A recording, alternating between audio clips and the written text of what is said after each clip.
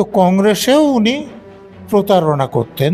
যখন বিরোধী দলের নেত্রী ছিলেন তখনও তিনি খুব ভালো লোক, সৎ, সত্যি কথা বলে এরকম নয়। ধরুন 80 দশকে উনি যে প্রথম ভোটে দাঁড়িয়েছেন তখন ডক্টর মমতা ব্যানার্জি লিখতেন, উনি বললেন আমি ইস্ট জর্জিয়া ইউনিভার্সিটি থেকে করেছি। ইস্ট জর্জিয়া বলে দুনিয়াতে কোনো ইউনিভার্সিটি নেই। তাহলে কীরকম জালি জিনিস আপনারা বুঝতে পারছেন। তো মমতা ব্যানার্জিতে এই জালি জিনিস, তো তিনি বিরোধী দলের যখন নেত্রী ছিলেন, মানে শাসন ক্ষমতা আসেননি, তখনও জালিই ছিলেন। আপনি প্রশ্ন করতে পারেন যে তাহলে মমতা ব্যানার্জি ভোটে জিতলেন কি করে? সেটার কারণ লোক তখন বাম ফ্রন্টের শাসন থেকে অব্যাহতি চাইছিল। যেমন এবছর বা 21 সালের লোক তৃণমূলের শাসন থেকে অব্যাহতি চাইছিল। তো মমতা ব্যানার্জির এই বামফ্রন্টের বিরোধিতার ব্যাপারে লোকের মনে সন্দেহ হয়নি, সেই জন্য তারা ভোট দিয়েছিল, ক্ষমতায় এসেছিলেন। প্রথমবার ঠিক ছিল, কিন্তু পরের বার থেকেই তিনি যেসব অপরাধ করতে শুরু করেছেন তাতে মানুষের ভোট দেওয়ার কথা ছিল না। কিন্তু ওই যে রিগিং করে ভোটে জেতা, এটা ছিল বলে। যেমন 21 সালে যদি রিগিংটা একটু কম হতো তাহলে তৃণমূল আর ক্ষমতায় থাকতো না। যেমন 26 সালের রিগিং হয়নি তা নয়, হয়েছে, কিন্তু অত বেশি করতে পারেনি, যার জন্য তারা ক্ষমতায় নেই। একের পর এক মামলা অভিষেক বন্দ্যোপাধ্যায়ের বিরুদ্ধে দেখা যাচ্ছে, এবং এর আগে যখন সিআইডি তরফ থেকে অভিষেক বন্দ্যোপাধ্যায়কে হাজিরা দিতে বলেছিল, তিনি ওই ডিম কাণ্ডে হয়েছে, তিনি স্যালাইন খেয়ে বাড়িতে অসুস্থতার আর বাহানা দিয়েছিলেন, এবং আজকে দেখা যাচ্ছে তিনি সোজা দিল্লিতে বৈঠক করছেন। মানে একের পর একভাবে কিভাবে হাজিরা এড়ানো যায়, মানে এড়িয়ে যাচ্ছেন, কি বলবেন? সেটা শুধু অভিষেক ব্যানার্জিকে দোষ দিয়ে লাভ নাই। এর আগেও তিনি বারবার অপরাধ করেছেন, কিন্তু তাকে গ্রেপ্তার করা হয়নি। মমতা ব্যানার্জির অধীনের পুলিশ তো তাকে গ্রেপ্তার করেইনি, কেন্দ্রীয় তদন্তকারী সংস্থাগুলোও তাকে গ্রেপ্তার করেনি। তাকে একবার ডেকেছে, তিনি বাইরে এসে একদম মস্তানের মতো ভাষণ দিয়েছেন। তো সেই স্বভাবটা তো এখনো আছে, অভ্যাসটা আছে। এখন যেটা হয়েছে, ধরুন আপনি যেটা সিআইডি হাজিরা দিতে বলেছেন, তো এখানে যে এমএলএদের সই জাল করা হয়েছে, এই অপরাধটা তো একদম খুব পরিষ্কার। কারণ যে এমএলএ সই করেনি সে বলছে আমি সই করিনি, তারপরে আবার তাদের সইয়ের নমুনা সংগ্রহ করা হয়েছে। তো সেই নমুনার সঙ্গে যখন ওই জালি সই মেলানো হবে তখন এটা খুব সহজেই প্রমাণ হয়ে যাবে। এবং হ্যান্ডরাইটিং এক্সপার্ট, আমি যতদিন পুলিশে ছিলাম জানতাম সিআইডিতে আছে। তো যে সিআইডি তদন্ত করছে, অতএব তাদের হ্যান্ডরাইটিং এক্সপার্টের মত নিতে খুব বেশি দেরি লাগার কথা নয়। অতএব অভিষেক ব্যানার্জি গ্রেপ্তার কবে হবেন এখন সেটা প্রশ্ন, হবেন কিনা সেটা নিয়ে প্রশ্ন নাই। তো অভিষেক ব্যানার্জি তো এটুকু বোঝেন যে আমি গেলে আমাকে গ্রেপ্তার করা হতে পারে। তো সেই জন্য না গিয়ে যে কদিন সময় পাওয়া যায়, এটা ওই লবিং করে কাউকে ধরে যদি কিছু সুরাহ পাওয়া যায়, দিল্লিতে গিয়েছেন সেই জন্যই বলে আমার ধারণা। আচ্ছা, এই যে এই সই জাল মামলায় যদি অভিষেক বন্দ্যোপাধ্যায়ের গ্রেফতারি হয় তাহলে কি কি সাজা হতে পারে? দেখুন, এই জালিয়াতির ব্যাপারগুলো আমাদের যে ইন্ডিয়ান পেনাল কোড ছিল সেখানে 463 থেকে 471 নম্বর ধারায় ছিল। বিএনএস যেটা হয়েছে সেটা ওই 335 থেকে 340 নম্বর ধারায় এসেছে। তো এতে যে অপরাধগুলো হয়েছে, জালিয়াতির জন্য সাজা আছে, কিন্তু সব থেকে বেশি সাজা আছে এখানে যে দুটো ধারা আসবে। একটা হচ্ছে প্রতারণার জন্য জালিয়াতি। প্রতারণা কী করে হচ্ছে? যে স্পিকারকে তারা বোঝাতে চাইছেন যে এই এমএলএরা সই করেছেন কিন্তু সই করেনি, এটা প্রতারণা।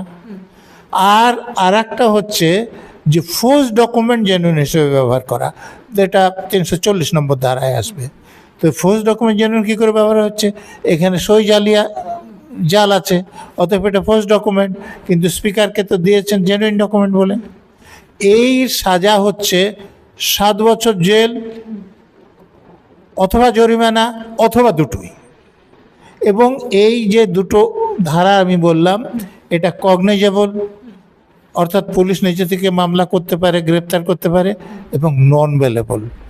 বেল তাকে কোর্টই দিতে পারে, সাধারণ অবস্থায় পুলিশ তাকে বেল দিতে পারে না। হাইকোর্ট তো একদমই রক্ষা কবচ দিচ্ছেন না অভিষেক বন্দ্যোপাধ্যায়কে। এর আগেও দেখা গেছে, আর আজকে দেখা যাচ্ছে যে অরূপ বিশ্বাস যে মেসি কাণ্ডের যে মামলা, সেই মামলায় হাইকোর্ট এবং অরূপ বিশ্বাসকে রক্ষা কবচ দিল না। মানে একের পর এক, এবং অরূপ বিশ্বাসের আজকেই দ্বারস্থ হওয়ার কথা ছিল বিধাননগর থানায়, তিনি আজকেও যাননি। তাকে বেলা 1টা অবধি সময় দেওয়া হয়েছিল।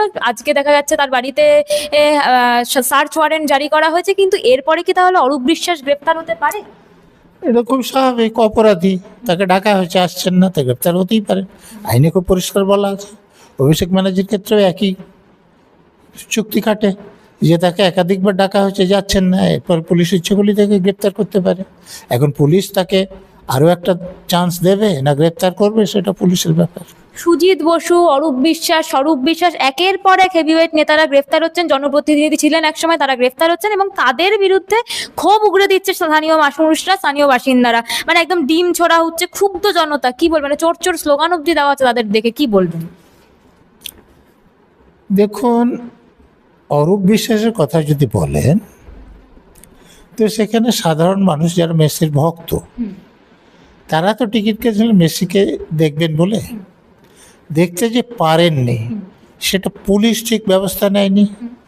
আর এই অরূপ বিশ্বাসের মতো নেতারা নিজের পরিবারের লোক, তৎকালীন মুখ্যমন্ত্রীর পরিবারের লোক, অন্যান্য মন্ত্রীদের পরিবারের লোকদের সেখানে নিয়ে এসে নিজে এবং অন্যরা, যেখানে সেলফি তোলার জন্য টিকিট ছিল 10 লাখ টাকা, তো সেই জায়গায় তোমরা বিনা টিকিটে কয়েকশো লোক জড়ো হয়ে গেলেন। কারণ মেসিকে এমনভাবে ঘিরে রাখলেন যে লোকেরা দেখতে পারলো না টিকিট কেটে। তো এই যে অপরাধ, সেটা খুব পরিষ্কার। সেখানে রাজ্যের যিনি ডিজি, তিনি গিয়েছিলেন। আপনারা জানেন যে ল অ্যান্ড অর্ডার ডিউটিতে পোশাক পরে যেতে হয়, তিনি সাদা পোশাকে গিয়েছিলেন, ডিউটি করতে যাননি। তাহলে তাকে ওই জায়গায় যেতে হলে 10 লাখ টাকা টিকিট কেটে যেতে, 10 লাখ টাকার টিকিট তিনি কেটেছেন বলে জানি না। তাহলে তিনি ওখানে যে গিয়েছিলেন সেটা বেআইনিভাবে, তার বিরুদ্ধে তো ব্যবস্থা হওয়া উচিত। পুলিশ কমিশনার, তিনি ওখানে যে গিয়েছিলেন, তার বিরুদ্ধে তো ব্যবস্থা হওয়া উচিত। অতএব এটা একটা বড় ধরনের অপরাধ। মন্ত্রী, ডিজি, কমিশনার এরা যুক্ত আছেন। আমার মনে হয় খুব ভালোভাবে তদন্ত করে এই লোকদের ভেতরে পড়া উচিত, যাতে সাধারণ মানুষ দেখতে পায় যে আমরা যাদেরকে সরকারে এনেছি তারা পুলিশকে নিরপেক্ষভাবে কাজ করতে দিচ্ছে। কিন্তু এনারা যে একের পর এক এই হাজিরা এড়াচ্ছেন, তাতে কি এনাদের কোনো মানে সম্ভাবনা থাকতে পারে, শাস্তির সম্ভাবনা থাকতে পারে? হাজিরা এড়াচ্ছেন, পুলিশ ইচ্ছে করলে তাদেরকে গ্রেপ্তার করে নিয়ে আসতে পারে। তা পুলিশ তাদেরকে সুযোগ দিচ্ছে, এতে করে আদালতে তারা গিয়ে যখন কিছু বলবেন, তাদের আর কিছু বলার গ্রাহ্য হবে বলে মনে হয় না। যে তোমাদেরকে তো সুযোগ দেওয়া হয়েছিল, তোমাদেরকে ডাকা হয়েছিল, তোমরা যাওনি, তো গ্রেপ্তার করবে, তো কী করবে? তো এই কথাটা তদন্তকারী সংস্থার লোকেরা বলতে পারবে। এবং এতে কোর্ট যখন তাদের বিরুদ্ধে প্রমাণ শুনবেন, তখন তাদের যে ব্যবহার, সেটাও প্রমাণ হবে যে তারা আইন অনুসারে যে ডেকে পাঠানো, তাতে তারা সাড়া দেন না। তারা এতটাই নিজেদেরকে শক্তিশালী মনে করেন। এই একের পর মানে এরকম গ্রেফতার হচ্ছে, তাহলে পালানোর চেষ্টা ব্যর্থ হলো এবং গ্রেফতার ফলতার যে পুষ্পা অর্থাৎ জাহাঙ্গীর খান আজকেই গ্রেফতার হয়েছেন। তিনি নেপাল বর্ডারের সামনে থেকে তাকে গ্রেফতার, নেপাল পালিয়ে যাওয়ার চেষ্টা করছিলেন। সেখান থেকে এসটিএফ এবং বেঙ্গল পুলিশের যে সংস্থা, সেখানে একসাথে মিলে তারা গ্রেফতার করলেন পুষ্পাকে, মানে জাহাঙ্গীরকে। কি বলবেন? দেখুন, জাহাঙ্গীর তো অপরাধ করতেন ওখানে, তিনি যেমন আরও অনেককে দিয়ে অপরাধ করিয়ে নিতেন, তাকে দিয়ে অপরাধ করাতেন কে? সেটা তো অভিষেক ব্যানার্জি। অতএব শুধু জাহাঙ্গীরকে ধরলে হবে না, অভিষেক ব্যানার্জিকে ধরতে হবে। অভিষেক ব্যানার্জি অপরাধ করাতে পারতেন কেন? মমতা ব্যানার্জির জন্যে। তো মমতা ব্যানার্জিকে ধরতে হবে। এই নিচের যারা লোক আছে অপরাধ করেছে, তাদেরকে ধরুন, আমার আপত্তি নেই, কিন্তু যারা তাদেরকে দিয়ে অপরাধটা করেছেন তাদেরকে ধরতে হবে, তবে সাধারণ মানুষ বেশি খুশি হবে। ফিরহাদ হাকিম, এবং তিনিও মুখ ঘুরালেন মমতা ব্যানার্জির হাত থেকে। মানে এর আগে তিনি মেয়র পদ থেকে পদত্যাগ করেছেন, আজকে তিনি ঋতব্রত বন্দ্যোপাধ্যায়ের সাথে বৈঠক করলেন এবং তাপস রায়ের সাথেও বৈঠক করেছেন। তাহলে কি লাল যে বাড়ি, মানে লাল কুঠি থেকেও মমতা ব্যানার্জির হাত মানে চলে গেল? সবই কি খড়গুটো যেটুকু ছিল সেটুকু কি চলে গেল? দেখুন, যদি প্রধানমন্ত্রী রেজিগনেশন দেন, তাহলে কি কেন্দ্রীয় মন্ত্রিসভা থাকে? যদি মুখ্যমন্ত্রী রেজিগনেশন দেন তাহলে কি রাজ্য মন্ত্রিসভা থাকে? তো মেয়র রেজিগনেশন দিয়েছে। তো এখানে যে কলকাতা কর্পোরেশনের যে বোর্ড, সেটা তো থাকে না। রাজ্য সরকারের উচিত সেটাকে ভেঙে দিয়ে প্রশাসক নিয়োগ করা, বা ভোট করে আবার কে মেয়র হবে, কে মেয়র পরিষদ হবে, সেগুলো ঠিক করা। এই যে মমতা বন্দ্যোপাধ্যায় কিছুদিন আগে একটি কথা বলেছিলেন যে বাংলাদেশে যা ঘটনা ঘটেছে তার জন্য দায়ী কেন্দ্রীয় স্বরাষ্ট্রমন্ত্রী অমিত শাহ, এবং রীতিমতো উস্কানিমূলক নানা মন্তব্য করেছিলেন, তার ফলে তার বিরুদ্ধে মামলাও হয়েছে। এই যে উস্কানিমূলক তিনি বক্তব্য করছেন বা বক্তৃতা মানে কথা বলছেন, তাতে কি বাংলাদেশ বর্ডারে কোনো সমস্যা সৃষ্টি হতে পারে? দেখুন, আপনি যে ঘটনার উল্লেখ করলেন সেটা অনেকগুলো দিক আছে। যেমন যে আমরা এই যে আপনার সঙ্গে আমি কথা বলছি, আমার মতামত দিতে পারছি, সংবিধানে আমাকে এই ক্ষমতাটা দেওয়া আছে। কোথায় দেওয়া আছে? 19 নম্বর ধারার 1 নম্বর উপধারাতে দেওয়া আছে। কিন্তু সংবিধানে ওই 1 নম্বর উপধারার পর 2 নম্বর উপধারা, 3 নম্বর উপধারা, 4 নম্বর উপধারা, এগুলোতে কিন্তু যে এই যে আমার যে স্বাধীনতা দেওয়া হয়েছে এটার সীমাবদ্ধতা দেওয়া আছে।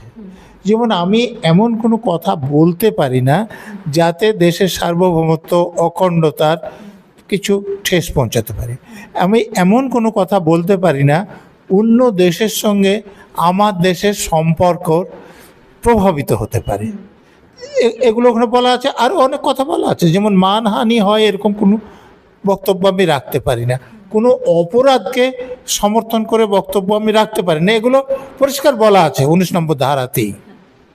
আচ্ছা, মমতা ব্যানার্জি যে কথাটা বললেন তাতে বাংলাদেশ একটা আলাদা রাষ্ট্রের সঙ্গে আমাদের রাষ্ট্রের সম্পর্ক ব্যাপার জড়িত আছে কি না? যদি থাকেন তাহলে 19 নম্বর ধারায় তাকে এই স্বাধীনতা দেওয়া হয়নি। তো তাহলে তিনি যে ক্ষমতা দেওয়া হয়েছে সেটাকে লঙ্ঘন করে বক্তব্য রেখেছেন, শাস্তিযোগ্য। 1 নম্বর গেল। 2 নম্বর, তিনি বলছেন যে আমাকে দেশের স্বরাষ্ট্রমন্ত্রী ফোন করে বলেছিলেন যে এটা যেন বাইরে লোকে কিছু না জানে। আপনারা মুখ্যমন্ত্রী হিসেবে যখন শপথ নেয়, অন্য মন্ত্রীরাও যখন শপথ নেয়, আমরা যখন চাকরিতে যোগ দিয়েছি আমাদেরকেও শপথ নিতে হয়েছে। শপথের 2টো অংশ আছে দেখবেন। একটা প্রথমে যে আমি দেশের সার্বভৌমত্ব, অখণ্ডতা রক্ষা করব, সংবিধানের প্রতি অনুগত থাকব। আর দ্বিতীয় আছে মন্ত্রগুপ্তি শপথ বলে এটা। সেখানে বলা হয় যে এই পদে কাজ করার জন্য আমি যেসব ব্যাপার জানতে পারবো সেটা আমার কাজের বাইরে কোথাও প্রকাশ করব না। তাহলে union home minister state chief মিনিস্টারকে যে কথা বলেছেন সেটা তো উনি চিফ মিনিস্টার না হলে বলতেন না। তাহলে চিফ মিনিস্টার হিসেবে তিনি যেটা জেনেছেন সেটা বাইরে প্রকাশ করছেন, তাহলে যে শপথ নিয়েছেন শপথের ভায়োলেশন কিনা? ভায়োলেশন তো। তাহলে এটাও শাস্তিযোগ্য। 3 নম্বর আর একটা পয়েন্ট আছে, যে দেশের স্বরাষ্ট্রমন্ত্রী ওনার বক্তব্য অনুযায়ী খুন করিয়েছেন এবং উনি বলছেন যে এটা যাতে প্রকাশ না হয়, এবং উনি সে কথা এতদিন মেনে নিয়েছিলেন। তাহলে তিনি কি সেই ষড়যন্ত্রের অংশ হয়ে গেলেন না? তাহলে যারা অপরাধ করেছে তাদের যে সাজা হবে ওনার সেই সাজা কি হবে না? তাহলে ওনার 3টে দিক থেকে সাজা হওয়ার কথা। ওনার এই যে 3টে দিক থেকে আপনি সাজার কথা বলতেন, কি ধরনের সাজা হতে পারে? একজন, উনি তো একসময় প্রাক্তন জেল হতে পারে, জরিমানা হতে পারে। আরে মুখ্যমন্ত্রী হিসেবেই তো উনি কথাটা জানতে পেরেছেন। উনি যদি ঝাড়ুদার হতেন, স্বরাষ্ট্রমন্ত্রী ওনাকে ফোন করে ওই কথা বলতেন কি? আর এটা যে বলেছেন উনি বলছেন, অন্য কারোর প্রমাণ করারও দরকার নাই, উনি নিজে বলছেন। তো অতএব এটা তো তুমি সংবিধানে নেমে শপথ নিয়েছেন, সেই শপথ ভঙ্গ করছেন। আমি তো বললাম যে 19 ধারায় যে স্বাধীনতা দেওয়া হয়েছে, অন্য রাষ্ট্রের সঙ্গে আমাদের রাষ্ট্রের যে সম্পর্ক প্রভাবিত হয়ে এরকম কোনো কথা বলা যায় না, বলার স্বাধীনতা নাই। তাহলে উনি সেটাও লঙ্ঘন করেছেন, এবং আমি তো বললাম উনি ওই ষড়যন্ত্রের অংশ হয়ে গেছেন। একদম শেষ একটা প্রশ্ন এসেছে যে বর্তমান যা রাজনৈতিক অবস্থা, রাজনৈতিক পরিস্থিতি, এখন বিরোধী দল হিসাবে কাকে ভাবা উচিত? কারণ তৃণমূলের একদম ভাঙন দশা। তো বিরোধী দল, এখন প্রধান বিরোধী দলকে, আর রাজ্যের যা পরিস্থিতি সেটা নিয়ে আপনি কি বলতে চান? এখন আমাদের দেশের আইন অনুসারে যারা শাসক দলকে, মন্ত্রিসভাকে সমর্থন করে তারা শাসক দল, তাদের বাইরে যারা আছে তারাই বিরোধী। কারো একটা এমএলএ থাকলেও, 3টে এমএলএ থাকলেও, কিন্তু বিরোধী দলনেতার বলে একটা পদ আছে। তো সেই পদে যেতে গেলে একটা নির্দিষ্ট সংখ্যক এমএলএ থাকতে হয়, খুব সম্ভবত 10%। তো আমাদের এখানে তো 294টা আসন, অতএব সেই বিরোধী দলনেতা হয়ে গেলে 29-30টা এমএলএ দরকার। তো তৃণমূল এবার 80টা এমএলএ নিয়ে এসছেন। তো 80টার